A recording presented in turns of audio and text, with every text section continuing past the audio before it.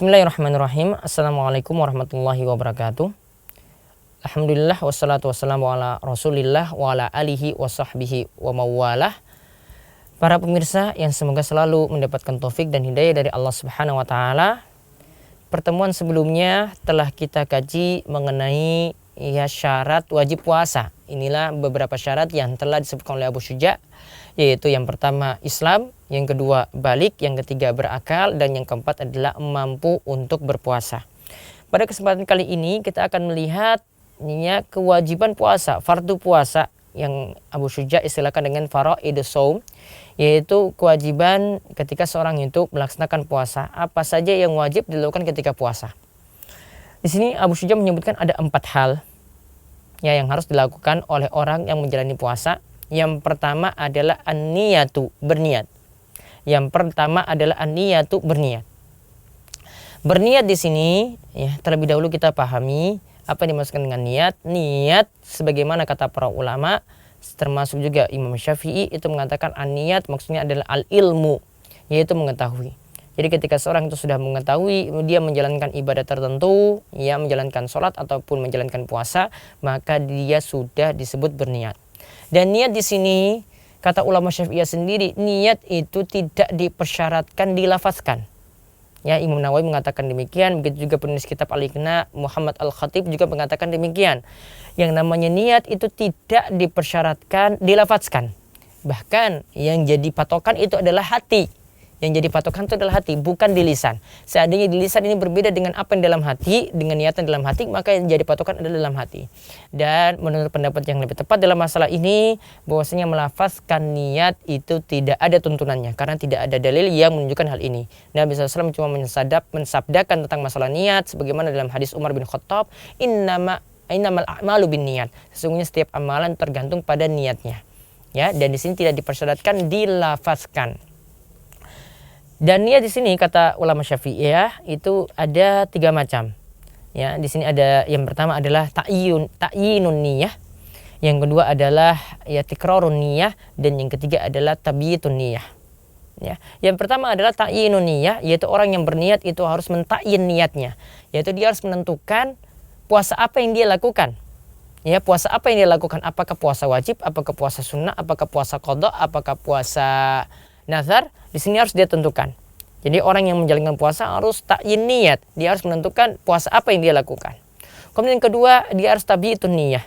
Dia harus berniat di malam hari sebelum datang waktu fajar. Dia harus berniat di malam hari sebelum datang waktu fajar.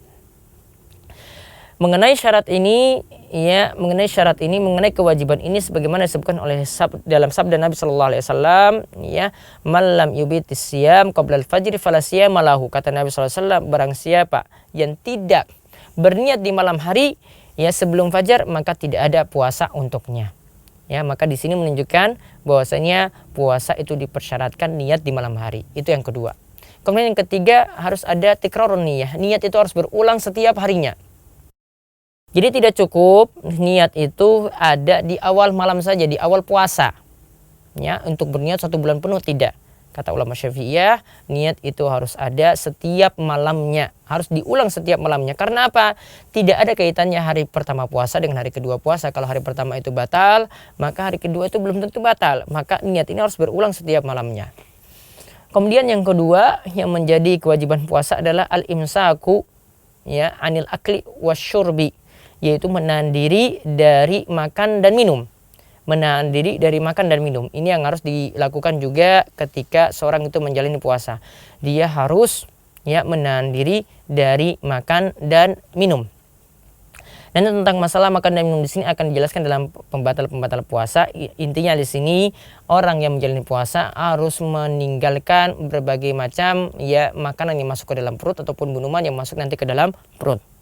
Kemudian yang ketiga, jima. Yaitu orang yang menjalani puasa harus imsak anil jima. Harus menahan diri dari jima, yaitu berhubungan intim antara suami istri. Dia harus meninggalkan hubungan intim antara suami istri. Ini kewajiban dia ketika menjalani puasa. Bahkan kalau dia menjalani puasa lalu dia melakukan hal ini, melakukan jima, maka dia akan mendapati hukuman yang berat nanti sebagaimana akan disebutkan oleh Abu Syuja dalam pembahasan selanjutnya. Kemudian yang terakhir, yang keempat, yang kewajiban dia ketika dia menjalani puasa adalah al-imsaku an ta'amudil qai, yaitu dia harus menahan diri dari muntah dengan sengaja. Dia harus menahan diri dari muntah dengan sengaja. Karena barang siapa yang muntah dengan sengaja, maka puasanya itu batal. Sebagaimana sabda Nabi SAW dalam hadis yang diriwayatkan diantaranya dari Abu Daud, di mana Nabi SAW itu bersabda dari hadis Abu Hurairah, man dzara'ahul qai, ya, wa huwa shaimun falaysa alaihi qada, wa man istaqa'a amdan falyaqdi. Kata Nabi SAW, barang siapa yang dipaksa muntah, maka ketika dia itu berpuasa, maka dia tidak punya kewajiban qada, tidak punya kewajiban ganti puasa.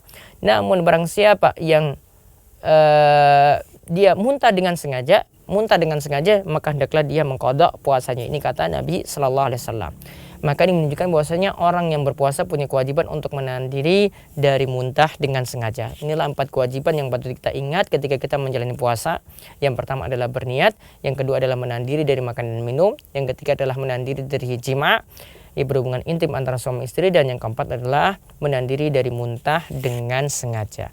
Demikian yang kita bahas pada pertemuan kali ini. Insya Allah nanti kita akan masih melanjutkan dengan pembahasan puasa yang lainnya pada pertemuan berikutnya. Wabillahi taufiq wal hidayah. Wassalamualaikum warahmatullahi wabarakatuh.